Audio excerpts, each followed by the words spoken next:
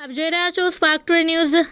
ફરિયાદીને વિશ્વાસમાં લઈ ગીરો કરાર કરી આપવાના બહાને કાર તથા અસલ આરસી બુક લઈ જઈ ફોર વ્હીલર ગાડી સગે વગે કરી પૈસા પડાવી લેવાની વૃત્તિ રાખતા ઈસમો વિરુદ્ધ ગુનો દાખલ કરવામાં આવ્યો હતો અને તેઓને પકડીને આગળની કાર્યવાહી ગોરવા પોલીસની ટીમ દ્વારા આગળ હાથ ધરવામાં આવી છે।